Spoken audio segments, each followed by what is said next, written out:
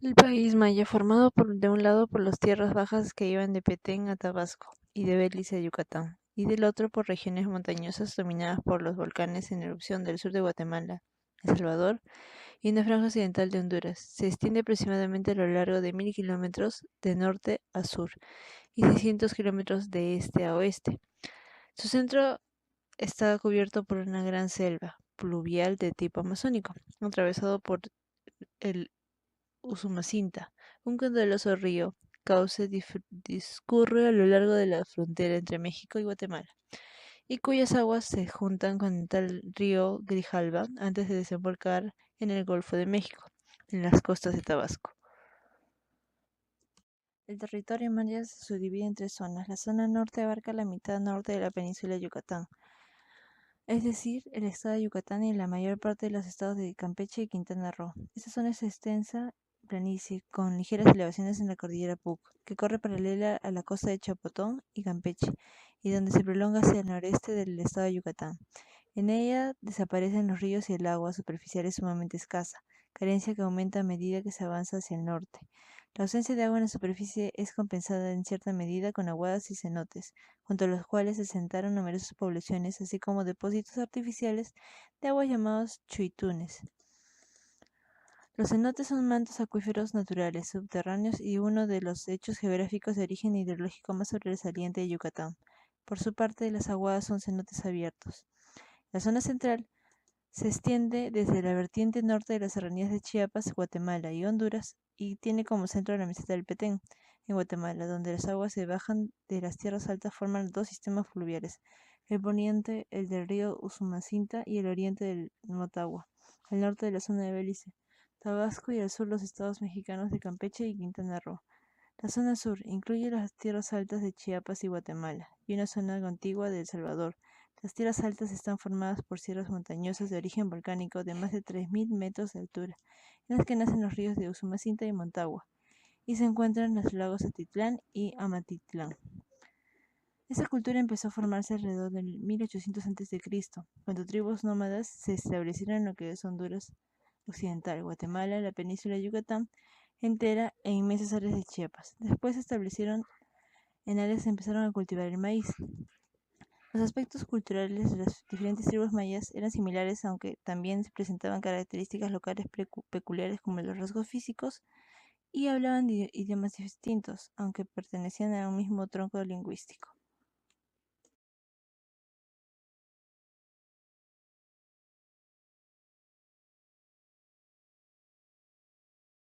Los mayas nunca formaron un imperio, las distintas ciudades eran independientes entre sí y se mantuvieron en guerras permanentes.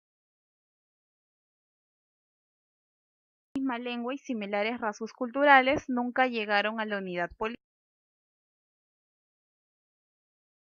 Se caracterizaban por una considerable diferencia de estatus social, visible en la arquitectura residencial, los entierros y los objetos de valor. La organización política estaba constituida por tres grandes grupos.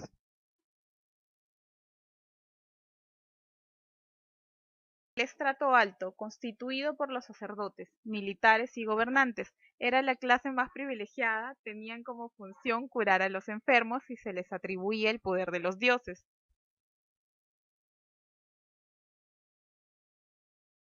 El estrato medio, compuesto por los artistas, arquitectos y mercaderes, tenían como función todo lo relacionado a sus oficios. Estrato bajo, integrado por los milperos, picaderes y leñadores. La mayor parte la integraba el pueblo y los esclavos, los cuales tenían que pagar los más altos impuestos en especie y atributos. La organización económica. La agricultura una actividad central, las técnicas agrícolas que se utilizaban con más frecuencias eran la extensiva y la intensiva. Hay evidencias de que combinaban ambas técnicas con otras alternativas, como la recolección, las huertas domésticas, los campos levantados, la arboricultura, la caza y la pesca. fue principalmente la selva tropical el tipo de ecosistema en el que vivieron y del cual obtuvieron su alimento. La economía era muy simple, ya que la producción dependía de los requerimientos familiares, pero poco a poco se generó una división del trabajo que dio origen a la diferenciación de clases sociales. Cuando se inició la agricultura y los grupos mayas se hicieron sedentarios, esta actividad se convirtió en la base de la economía, complementada con la caza, la pesca y la recolección. Los mayas debían pagar un tributo al Estado. El maíz constituía el primero de los pagos. Parte de los excedentes del campesinado era entregado al cobrador de impuestos, quien los depositaba en los almacenes de cada ciudad-estado. Como entrega en forma de mano de obra, los campos de maíz de la aristocracia y de la clase sacerdotal eran cultivados y trabajados por los campesinos. En la sociedad maya, sin embargo, había grupos que estaban exentos de pagar tributos al Estado. La aristocracia, el sacerdocio y los funcionarios civiles y militares vivían de las entregas pagadas por los hombres de condición inferior.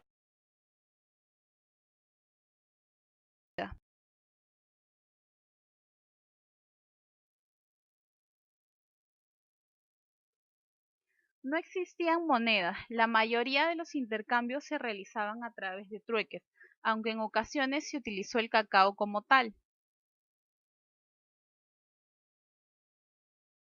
Que no había un valor exacto, un conejo podía llegar a valer 10 semillas de cacao. Estos granos eran lo que los mayas utilizaban como moneda. El sistema hídrico de los mayas, según el arqueólogo Richard Hansen, en el Tintal se construyó la primera ciudad rodeada de un foso de agua defensivo. La ciudad presenta un complejo sistema de canales de drenaje, tanto de las aguas superficiales como de las reservas naturales que lo rodean. El centro del sitio para no dañar los complejos. Gracias a tres impresionantes obras arquitectónicas denominada Templo Depósito, Depósito Corriente y Presa del Palacio, pudieron gestionar el agua caída en épocas de lluvia para ser utilizadas en los periodos de sequía. Cuando fue fundada la ciudad de Tikal se encontraba rodeado de manantiales que fluían en abundancia, gracias a las características del terreno compuestos por piedras palizas, que filtraban hasta los distintos acuíferos las aguas de las épocas de lluvia que alimentaban dichos manantiales durante todo el año. Pero a los mayas se les presentó un gran problema. La ciudad y el número de habitantes comenzaba a crecer considerablemente, ocupando el suelo que antaño absorbía el agua, con la consecuencia de que los acuíferos no se llenaban y los manantiales comenzaban a dejar de brotar.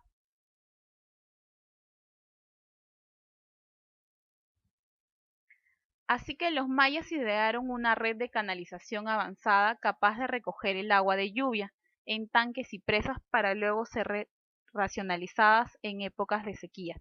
Lo impresionante no es esto, sino que para ellos su prioridad era evitar que el agua, al ir de manera descubierta por los canales, se contaminara y pudiera ocasionar enfermedades entre la población y los animales.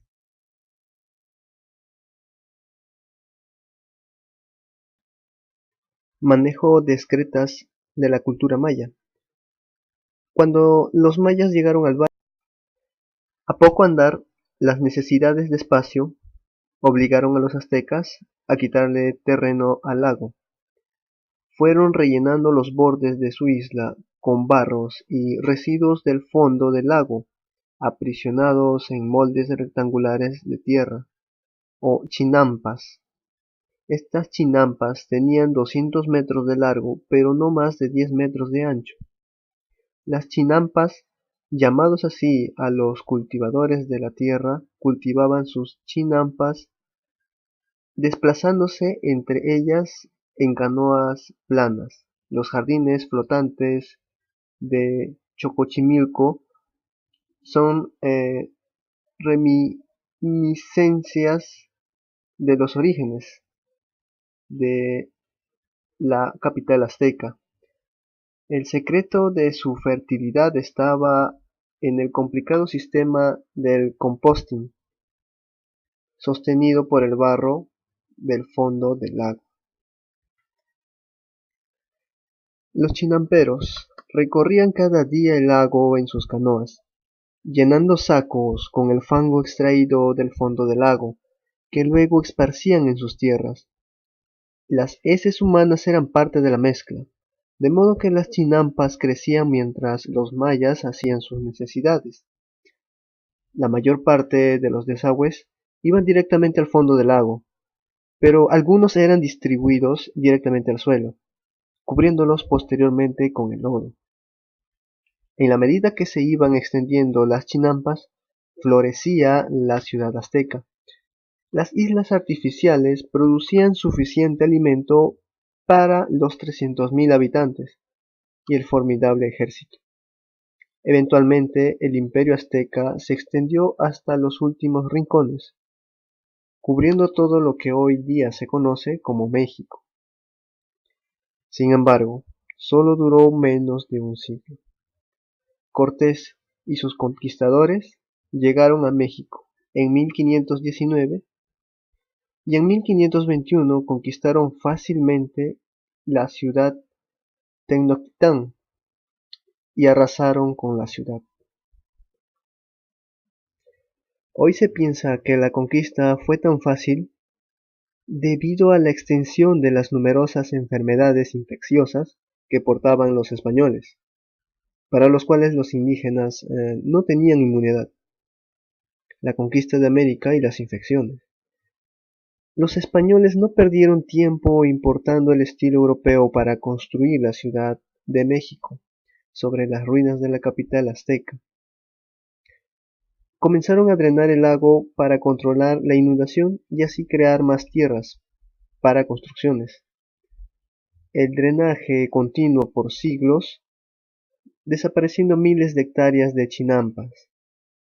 El cultivo por chinampas podría haber desaparecido del todo, si no es por el hecho que una parte del lago en Xochimilco, en la punta este de la Ciudad de México, no se secó nunca. Hoy, esta área, que consta de 30 kilómetros cuadrados, es todo lo que queda de las chinampas originales. Es el hogar de los descendientes de la gente de Tenochtitlán, que hablan lenguaje azteca y aún cultiva su tierra usando los antiguos métodos. A principios de 1980 visitó Xochimilco un equipo de científicos pertenecientes a un grupo denominado Tecnologías Alternativas, que trataban de encontrar un método barato y sostenible para lograr el adecuado saneamiento para los pobres de México. Los modernos chinamperos aún estaban enviando su alcantarilla al canal de Xochimilco.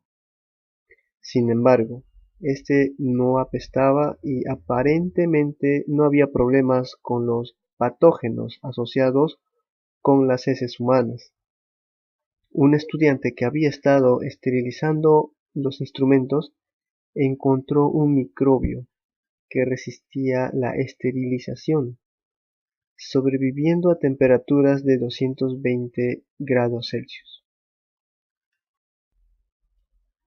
Michael Cole, de la Universidad de Illinois en Chicago, estudiando la bacteria, encontró que tenía muchas características que la hacían un excelente elemento en un composto.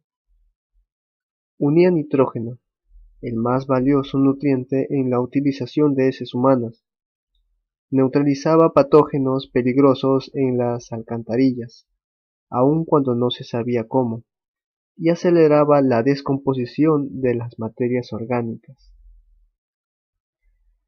Mina Abraham cultivó la bacteria en su laboratorio y con sus colaboradores ha estado pensando cómo podría incorporarla en el diseño de un sistema tratamiento sostenible de excretas. Hasta ahora ha estado trabajando en pequeña escala, en un programa de tratamiento que imita lo que sucede en los canales de Xochimilco. La idea es desviar la alcantarilla a un estanque que posee una capa de fango en el fondo, en el que previamente se haya cultivado la bacteria de las chinampas. Ella cree que la bacteria limpiaría el contenido y podría extraerse para posteriormente preparar un compuesto. Piensa que podría producir un magnífico fertilizante orgánico, de la misma forma que la bacteria lo hace en Xochimilco.